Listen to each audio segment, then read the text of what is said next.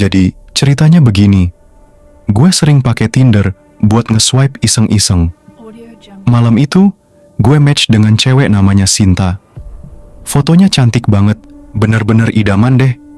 Dengan cepat, kami mulai chat dan obrolannya ngalir aja gitu. Rasanya klik banget. Sinta ngundang gue buat ketemuan langsung di rumahnya besok malam. Emang agak aneh sih dia langsung ngundang ke rumah, tapi karena penasaran, gue setuju aja. Selain itu, dia bilang lagi bosan sendirian di rumah, orang tuanya lagi pergi. Sampai juga gue ke rumahnya Sinta. Rumahnya tua tapi masih lumayan bagus dan terawat. Dia nyambut gue di depan pintu dengan senyum manis. Kami langsung ngobrol di ruang tamu, lalu dia nawarin buat minum teh. Ketika dia ke dapur buat ambil teh, gue ngerasa ada yang salah. Suasananya jadi aneh dan hening banget. Gue tiba-tiba ngerasa kayak ada yang ngeliatin gue dari sudut ruangan. Gue nengok, ternyata ada cermin besar di pojok yang memantulkan bayangan ruang tamu.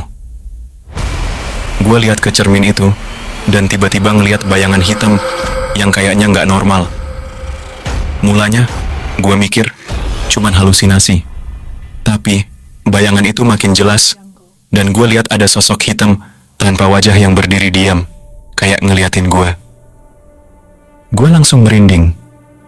Ketika Sinta balik dengan teh, dia ngeliat gue kayak ketakutan. "Kamu ngeliat bayangan itu ya?"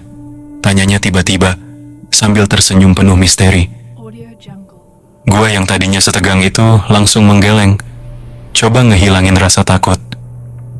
Tapi Sinta mendekat dan bisik, "Bayangan itu selalu ngikutin aku. Tapi kalau kamu baik-baik aja, dia nggak bakal ngapa-ngapain." Gue makin parah ketakutannya. Berusaha ngendaliin diri, gue tanya Sinta lebih jauh. Akhirnya dia cerita bahwa dia memiliki penjaga dari dunia lain yang selalu ngikutin dirinya. Kalau ada orang yang niat jahat, penjaga itu nggak segan-segan menyerang. Perasaan gue campur aduk antara ngeri dan nggak percaya. Gue coba tenang dan bilang, gue harus pulang. Sinta ngucapin terima kasih, udah datang dan ngingetin untuk hati-hati di jalan.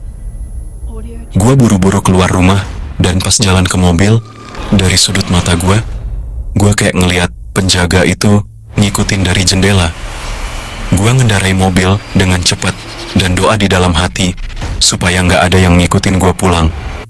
Sampai rumah, gue ngerasain kelegaan, tapi juga ketakutan banget ngebayangin penjaga. Itu mungkin masih ada di sekitar gue. Sampai sekarang, gue nggak pernah lagi ngehubungin Sinta dan selalu double check setiap bayangan di cermin. Tinder ternyata bisa ngehubungin kita dengan hal-hal yang lebih dari manusia.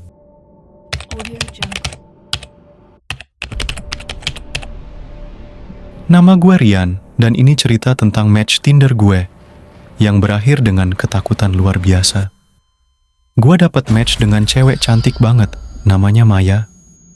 Maya punya vibe yang misterius, tapi bikin penasaran. Kami mulai ngobrol, dan akhirnya setuju buat ketemuan. Maya ngajak gue ketemu di kafe kecil, yang sedikit sepi, katanya biar lebih leluasa ngobrol. Gue setuju aja, lagian gue lebih suka suasana yang tenang. Ketika gue sampai sana, Maya udah ada di meja pojok, duduk sambil mainin rambutnya.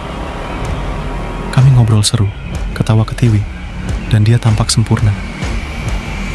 Gue gak bisa percaya betapa beruntungnya gue kali ini. Tapi, dalam beberapa jam ngobrol, ada momen aneh yang gue perhatiin. Kadang, Maya seperti bicara dengan seseorang yang gak terlihat di sampingnya.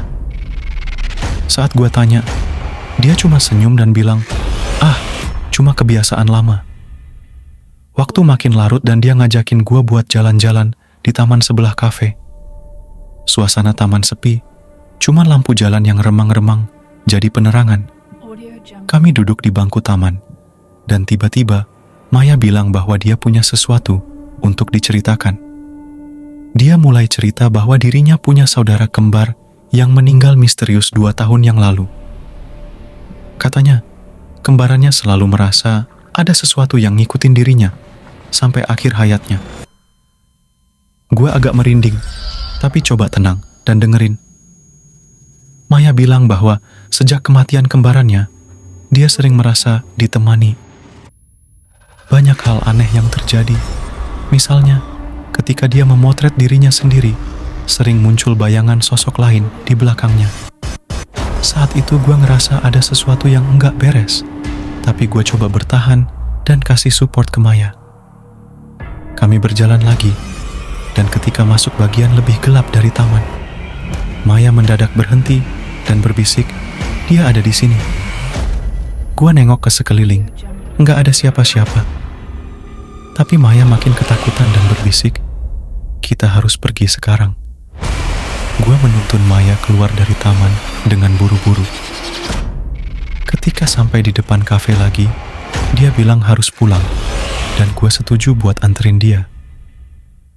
Selama di perjalanan pulang, suasana mobil aneh banget. Seperti ada yang ngerasa kami nggak sendirian.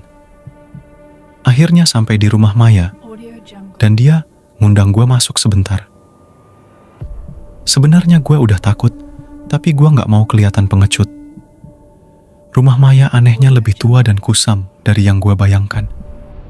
Dalam hati gue berharap urusan cepat selesai. Tiba-tiba, Maya nunjuk ke ruangan gelap dan bilang dengan terisak, "Itu dia." Gue coba mengabaikan, tapi saat mata gue menyesuaikan diri dengan kegelapan, gue lihat ada sosok bayangan yang mendekat dengan cepat. Gue teriak dan lari keluar rumah secepat mungkin. Gue langsung masuk mobil dan ngelaju cepat, gak peduli apapun selain keluar dari tempat itu. Sepanjang jalan, gue ngerasa ada yang duduk di kursi belakang, terus-terusan. Sampai akhirnya, gue nekat lihat kaca spion, dan bayangan itu masih di sana, kayak ngikutin gue. Gue gak berani keluar rumah selama beberapa hari setelah itu, dan bahkan hapus akun Tinder gue. Gue gak pernah kepikiran kalau sebuah swipe bisa membawa gue ke pengalaman yang begitu menyeramkan.